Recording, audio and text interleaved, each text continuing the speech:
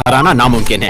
ये है एक इन्फिनिट स्लिंग की स्टेयरकेस जो कई दिनों तक लगातार चल सकती है, और ये है एक रूम टेम्परेचर वाला आइस रिंक। आज हम ना सिर्फ पिछले साल क्रंच लैब्स में बनाई गई 10 सबसे बेस्ट चीजों का काउंटडाउन करेंगे, बल्कि ये भी बताएंगे कि वो कैसे काम करते हैं, और ये भी कि आप उनमें से कुछ बिल्ड्स को खुद कैसे बना सकते हैं। शुरू करते हैं नंबर 10 से। जब आप सबको बताना चाहो कि लंच टाइम हो गया, तो आप किसी ऐसी चीज का इस्तेमाल करेंगे, पर ये बोरिंग है, तो हमने उसकी जगह इसे रखा, बॉयज चिल्लाते चिकन हेड्स का एक बैंड।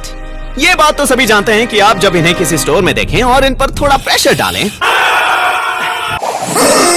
तो बहुत मजा आता है।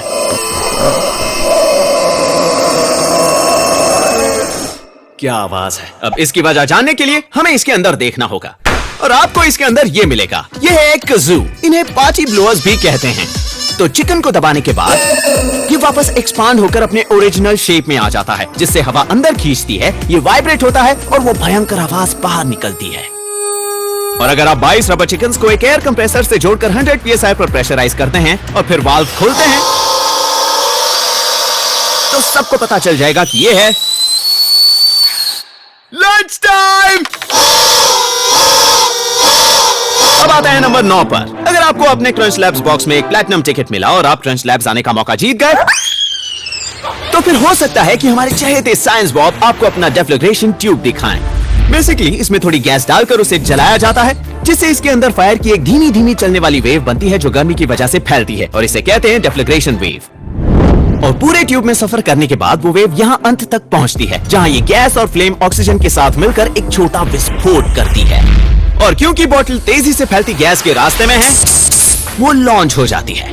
बुल्सआई। अब ये तो हमारे फर्स्ट तक के काउंटडाउन की पहली 2 चीजें थी, लेकिन नंबर 8 से ही चीजें दिलचस्प होना शुरू हो जाती हैं, क्योंकि अगर आप 35 लाख एयरसॉफ्ट बीबीज लें, मैं फंस गया हूं, और उन्हें इस तरफ फैला दें, आपको मिलेगा एक रूम टेम्परेचर वाला आइस।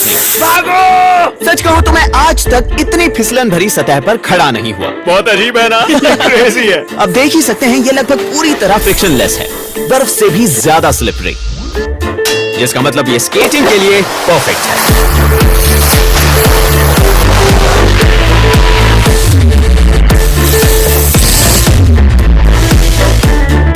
और हालांकि हमने सर्फिंग, स्केटिंग, यहाँ तक कि बोलिंग का भी बहुत मजा लिया, लेकिन इस पर अपने पैर टिकाना बहुत मुश्किल था। इस पर रुकना नामुमकिन है। तो हमने एक प्रो को बुलाने का फैसला लिया। ये है ना, ये एक 10 साल की स्केटबोर्ड कंपटीशन जीतने वाली लेजेंड है। क्या तुम शो कर सकते हो? नहीं, मैं किक फ्लिप कर रहा था। ओह। और उसने हमारे बीबी फ्लोर पर तहलका मचा दिया। हे! लेकिन क्या वो ये जंप कर पाएगी?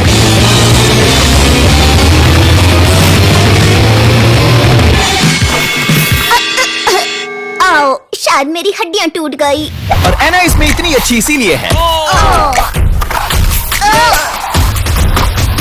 उपसी। क्योंकि वो बहुत बहुत ही जिद्दी है, मैं ये कर पाऊंगी या नहीं? और कभी हार नहीं मानती। तो जब तक एना इस ट्रिक को सीखने में लगी है, आइए जानते हैं ये कैसे काम करता है। अब ये बात तो ऑब्वियस है कि नीला समंदर इतना फ्रिक्शनलेस कैसे है, क्योंकि बीबीज जमीन पर स्मूथली रोल करते हैं और आपका पैर बीबीज के ऊपर स्मूथली रोल करता है। अब जब ये बीबीज पैर के नीचे हों, तो ये आपके पैर के नीचे कई सौ परफेक्ट पहियों के होने जैसा होगा, जिनसे आप किसी भी दिशा में स्लाइड कर सकते हैं। और अगर आप फर्श की जगह मेटल को लें और फिर अपना पैर लें और उसे भी मेटल से बदल दें, और फिर ऊपरी सतह को इस तरह से खुद से जोड़ दें, और फिर नीचे की सतह को भी, तो अब वो एक दूसरे के रिलेटिवली भी उतनी ही अच्छी तरह स्लाइड करेंगे जितनी अच्छी तरह मेरा पैर फर्श पर फिसलता है। और बॉल बेयरिंग्स ऐसे ही काम करते हैं। और ये सिर्फ आपके फिजेट स्पिनर में ही नहीं है, बॉल बेयरिंग्स हर जगह हैं, आपकी बाइक्स, स्केटबोर्ड और रोलर